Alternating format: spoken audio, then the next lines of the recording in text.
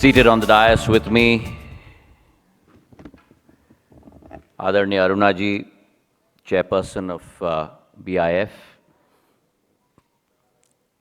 R.S. Sharma Sahib, a doyen in the communication space and someone who has been very forthright and very clear in his articulation throughout his career, contributed to the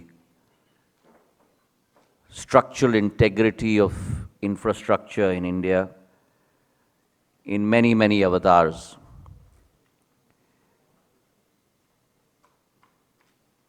On the dais with me,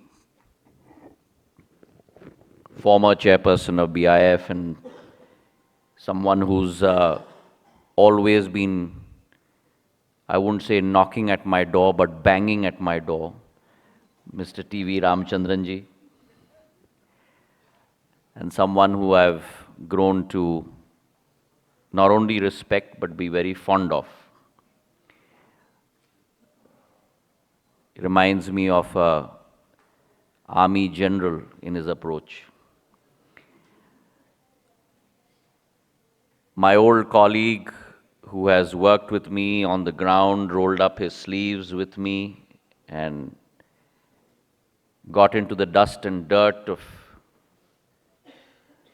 the rural hinterlands of Madhya Pradesh, Osama Manzar. And ladies and gentlemen, seated here today, representing a sector that will truly unshackle mankind across the globe on this planet Earth. On this World Wi-Fi Day, let me first of all congratulate you all. It's a day that must be celebrated across the world because it is a day that, as I said, removes the shackles which were once limited to access to capital, which were once limited to access to infrastructure, now limiting mankind from access to information. And what do I mean by these three analogies? Access to wealth 100 years ago, or access to rather capital, was the key divider that would prevent or would keep entrepreneurism at bay. Access to infrastructure 100 years ago, prior to the Industrial Revolution, was what was the physical divide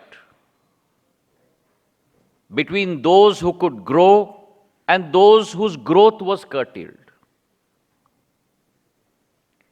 And today, access to information is the difference between lighting a flame for entrepreneurship and keeping it doused. And therefore, this World Wi-Fi Day is extremely seminal because what it does is that it puts into perspective a day to celebrate an invisible form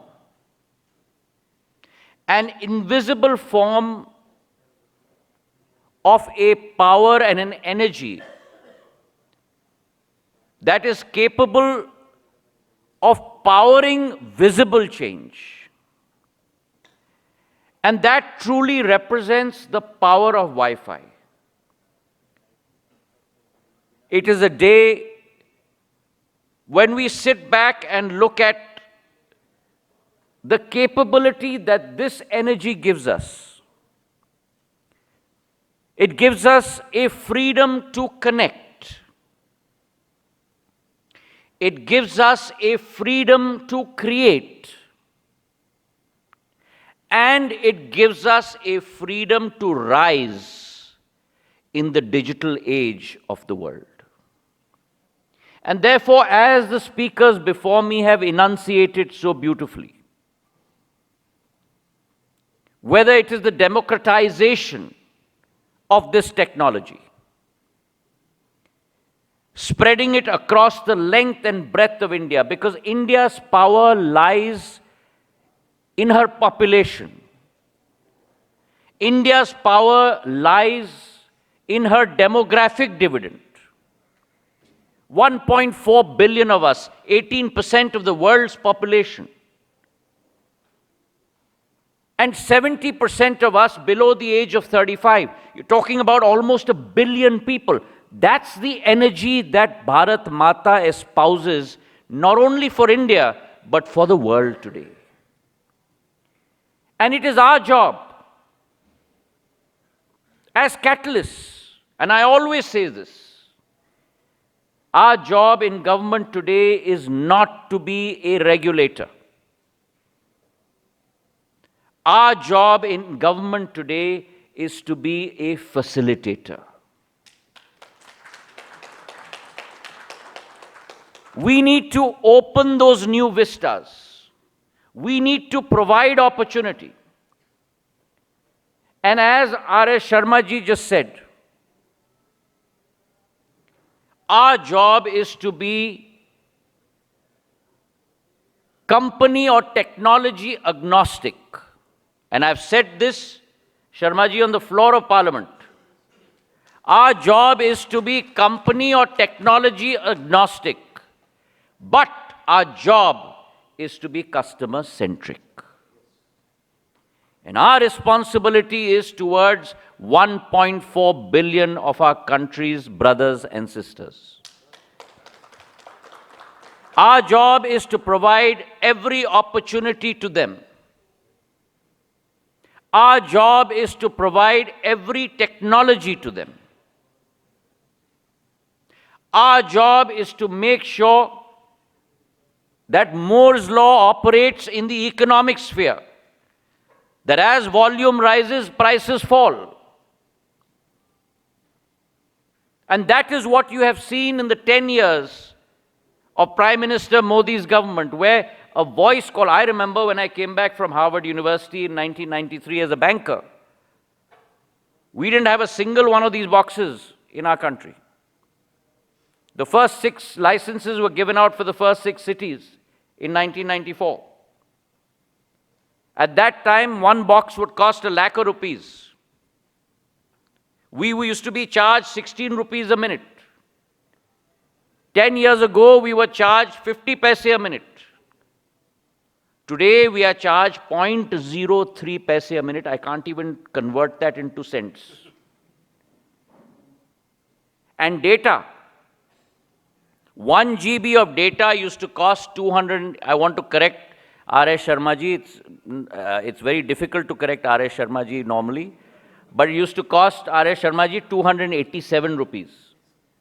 Today it costs 9 rupees per GB, which is 11 cents.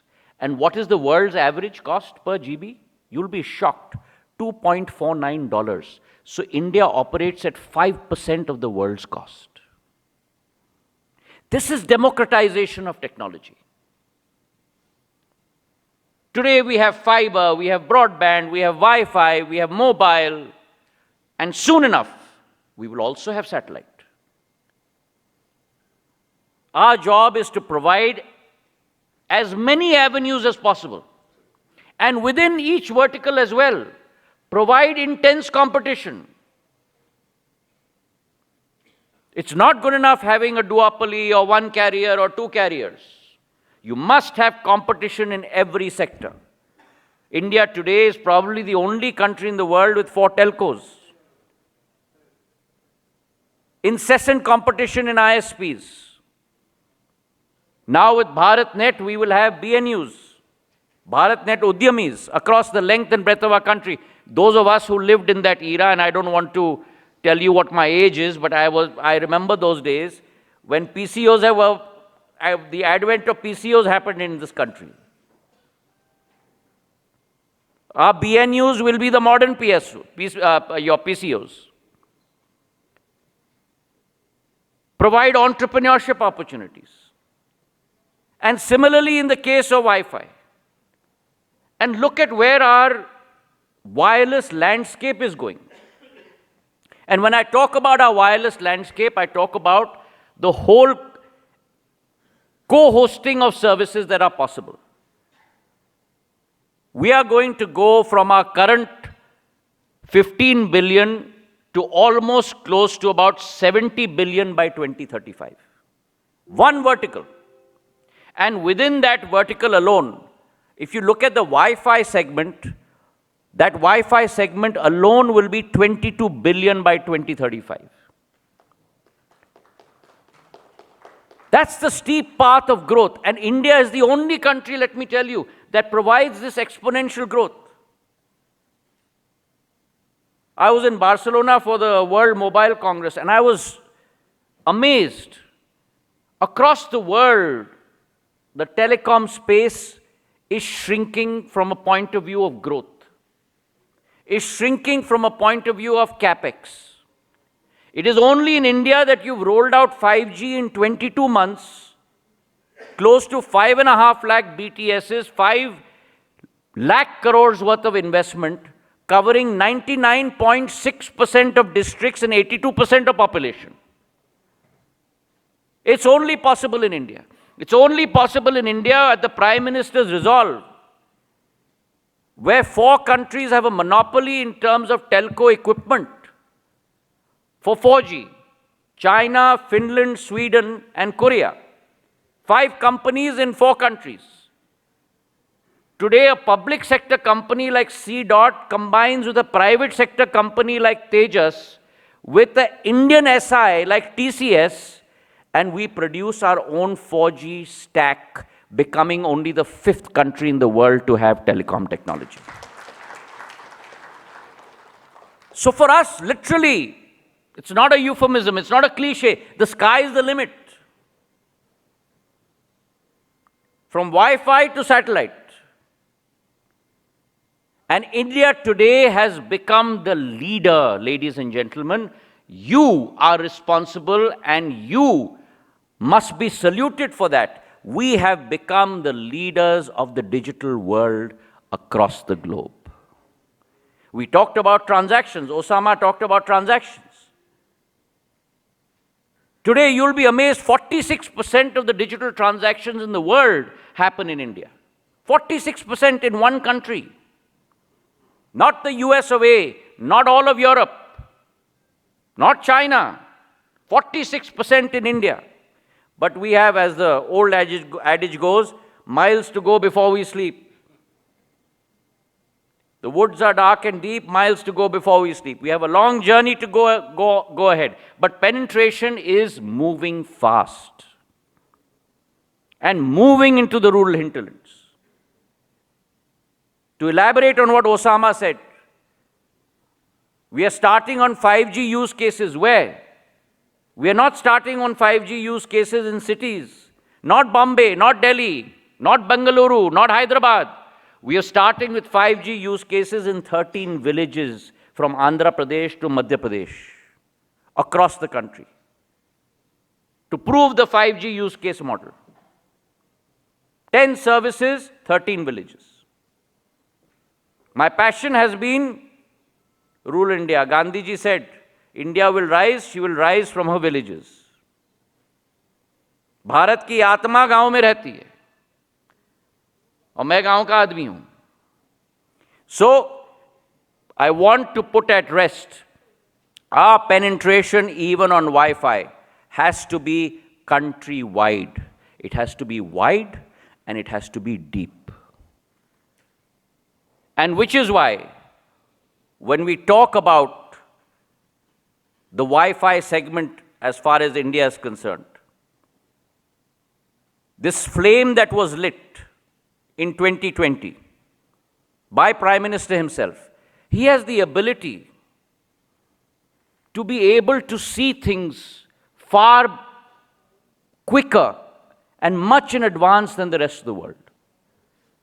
And I'm saying this to you because I have learned this by experience from him. When I became Civil Aviation Minister, the first statement he said to me, I want India to become the drone capital of the world by 2030. At that point of time, we didn't even know what drones were. Today, the usage of drones across India for every practical purpose that you can think of. And his approach of whole of government, 16 ministries were mandated first that you will use drones for everything. Can you imagine cadastral surveys, Osama, in rural India being done by drones? So today, that is becoming a reality. And the same thing in telecom. Ubiquitous connectivity, all-pervasive connectivity. And therefore, his dream of PM Wani, Prime Minister's Wi-Fi access network interface, to every village, to every citizen across the length and breadth of this country. Imagine this. 3 examples I'll give you. A shop owner, let's say in a city like Varanasi, puts up a 3,000 rupee router. And that person has the capability to generate Wi-Fi hotspots linking every student, every gig worker, every shopkeeper in that area. He becomes a multifaceted entrepreneur. Pune, for example, is becoming the home of IT. Think of a young app developer in Pune that now becomes an app provider that can help you locate the closest Wi-Fi hotspot and simply click and log in. And third, think of a mall owner in Guwahati that becomes a public data office aggregator who takes care of the backhaul of hundreds of PDOs and starts a new business. This, ladies and gentlemen, for you are examples of this value chain, where you not only create public access to Wi-Fi, but you're able to create multiple opportunities for entrepreneurship. And this is India's example of grassroots connectivity. A connectivity which is steeped in simplicity, a connectivity which is driven by inclusion, and a connectivity that is blessed by innovation. These are the 3 characters of this industry which will help multiple industries to flower across the length and breadth of our country. And as the speakers before me have spoken, Aruna ji has spoken about the technical aspects. 16 September 2024, we sat down and said, we want to create a new landscape for this sector. If it has to be all pervasive, it has to permeate, it must be a new landscape. And what was that new landscape? Allowing PDOs to access your FTTH connections, thereby making every storefront a digital powerhouse. Number 1. Number 2, making sure that you have a shared backhaul. And what does that allow you? That allows you to make sure that your isolated dots on your digital highway become islands of an archipelago that weave together, like we say in Chanderi, Tana and Bana, warp and weft, together and make a mosaic.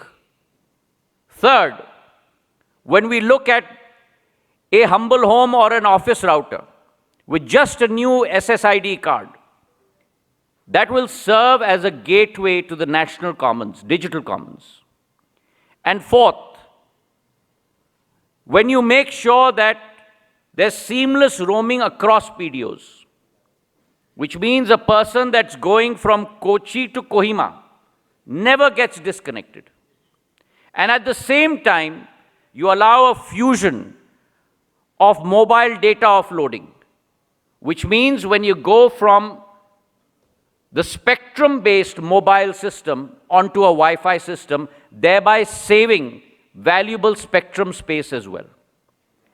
These 5 elements have created a new metaphysical environment in which Wi-Fi can be all-pervasive.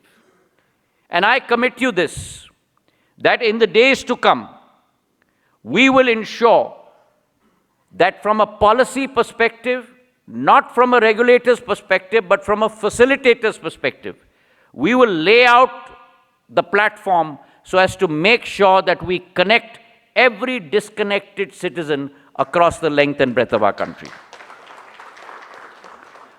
We already have close to about 3.5 lakh hotspots, and all this is happening without spectrum, without bureaucratic red tape. And India today is showing the world how to move. India today is showing the world how it can be done.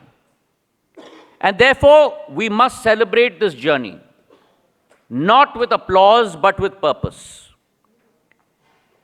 Every hotspot must convert, and I would like Osama, yourself, Arunaji, to concentrate on this. You must convert every hotspot into a hope spot. Because the amount of opportunities that will arise from this new service will be immeasurable. We must ensure that every connection churns another chance, and every byte carries within it millions of heartbeats of our fellow Indians across the length and breadth of our country. We have now de-licensed and awarded, refarmed the 6 gigahertz spectrum, the lower end of that spectrum, which is today not a luxury, today it's a necessity. And that will give us what? It will give us to our industry multi-gigabit speeds, ultra-low latency, low-cost digital highways that will spawn, it will spawn multiple businesses, multiple opportunities. Think of it this way. 100 years ago, in the Industrial Revolution, you meaning us humans, built physical roads and physical railways. The Vanderbilts, the Carnegies. Today, India is #1 in building the first digital highway. It's an invisible pipe, but the content in that pipe is what is going to change the lives of people not across our country, but across the world.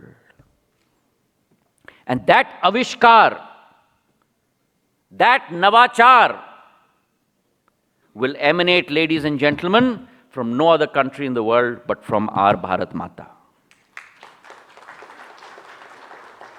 And therefore, de-licensing the 6 gigahertz spectrum was key in that movement. As Sharma ji has said, other countries have done it. But I guarantee you that our rules for this will be out either on or before Independence Day of this year. That freedom for every single citizen will be mandated by Prime Minister Modi's government within the next couple of months. Now, 2 final points I'd like to elucidate on. The first, we must ensure that this pipe is one that is spread across the length and breadth of our country. It is like the arteries of the heart. And therefore, the digital divide between Bharat and India has to be obliterated by this technology. And for that, we are not only looking at the ground. Many of the speakers before me talked about OFC, but we are also looking at the skies. Satellite, LEO and MEO, both have become today a reality in India. Spectrum will be assigned on an administrative basis. 3 licenses have been given out, and those areas that were never connected will become connected in India. The first is access. The second point is affordability. And here I must appeal to my industry, my chip makers, my OEMs, my device makers. We must ensure that we are able to produce devices at nominal cost to allow our citizens to connect onto this technology. We cannot allow devices to become the new digital divide in our country.